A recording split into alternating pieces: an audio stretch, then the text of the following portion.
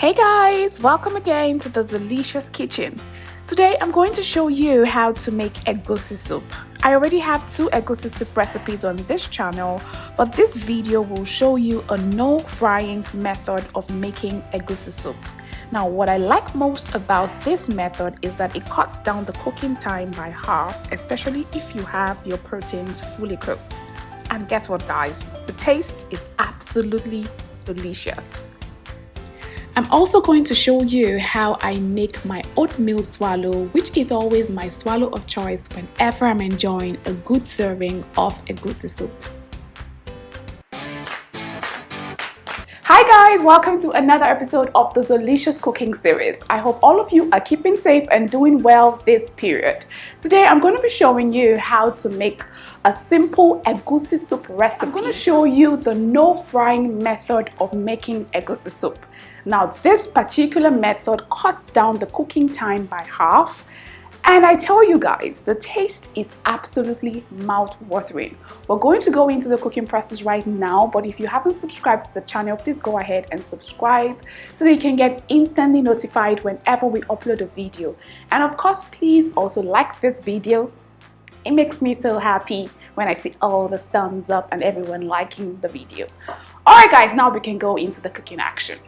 For this video, I do not have my proteins already cooked, so we will start by cooking the protein. In a pot, add your protein of choice. I'm using some goat meat, also known as Chevon, and some beef cuts. Season with chopped onions, ground pepper, seasoning cubes, and some salt. Then add enough water to cook the meat through. Stir to combine. At this point, I also like to add the tomatoes, peppers, and onions I'll be using for the soup.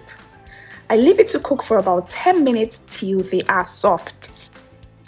Now what this will do is it will help make the blending process a lot easier, as well as give you a very creamy and smooth puree, which is exactly what you want for this soup. After 10 minutes, remove the tomatoes, peppers, and onions and transfer to a blender. Then add the cow skin, also known as pomo, into the pot. Cover the pot again and allow the proteins to cook till they are tender. While the proteins are cooking, blend the tomatoes, the tatashe, also known as chili red bell peppers, the fresh peppers, and then the onions till they are smooth. After blending, set aside. Next, transfer the egusi to a bowl. Add some water and mix generously till a puree is formed. You want your puree to be slightly thick. When the meat is fully cooked, add some palm oil into the pot. Cover the pot and allow to simmer for 3 to 5 minutes. Now this step is very important as it prevents the oil from curdling on the tongue after eating. Next, add the blended puree. See how rich and colorful it is, guys.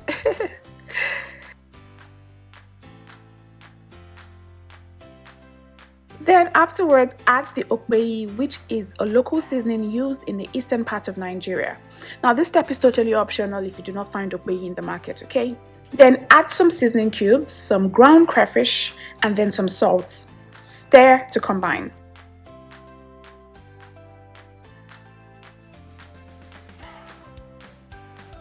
The smoked fish goes in next, followed by the egusi puree.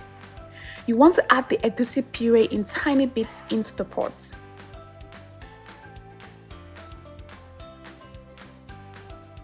Then give it a gentle stir. Cover the pot and allow to cook for 8 minutes. While it is cooking, chop up the vegetables. Usually pumpkin leaves, also known as ugu leaves, is my vegetable of choice. But I didn't have any, so I used African spinach, popularly known as green. Now give it a good chop and set it aside.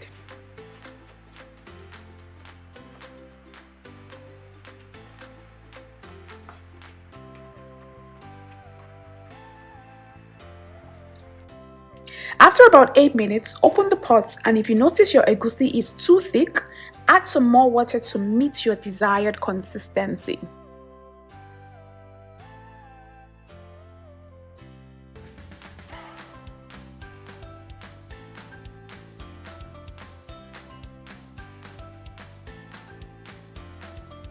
Then cover the pot again and allow to cook for another 5 minutes. Finally, open the pot, stir things around again.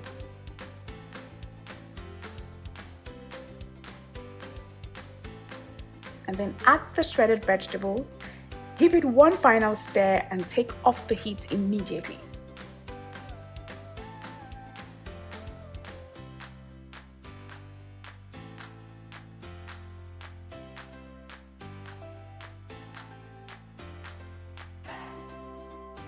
I usually love to enjoy my soup with some oatmeal swallow, and to make this, all I do is bring 2 cups of water to a boil and then add 2 cups of oat powder, stirring continuously. Now 2 cups will feed 2 adults satisfactorily.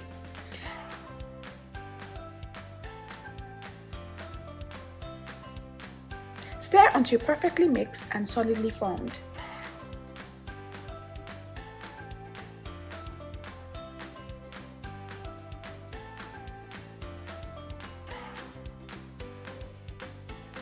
Then add a tiny bit of water, cover the pot and allow to cook on low heat for 5 minutes.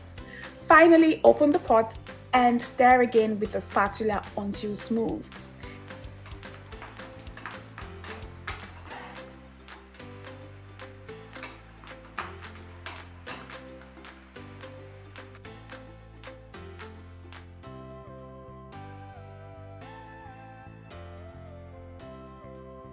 To mold your oatmeal swallow, place plastic wrap on a clean surface, then take the oatmeal and wrap it tightly.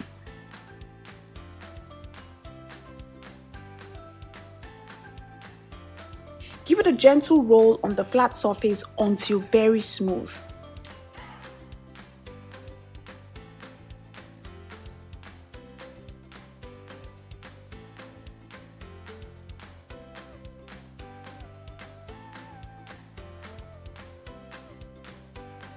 Then place it on a serving plate and serve the egusi soup alongside it.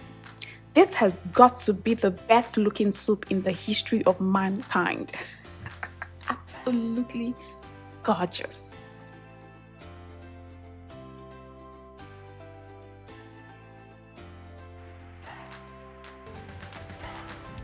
So now you know how to prepare the no frying method of egusi soup. I tell you guys, the taste is mind-blowing awesome, and I hope you'll be inculcating it into your repertoire of recipes. If you will be creating this recipe, please kindly take pictures and post on your Instagram and Facebook stories and tag me at Zeelicious Foods so that I can repost on my stories for all of our audience to see, okay? Alright, I'll see you next time with another mouth-watering recipe. Until then, remember to be very kind to one another, love yourselves generously, and take care.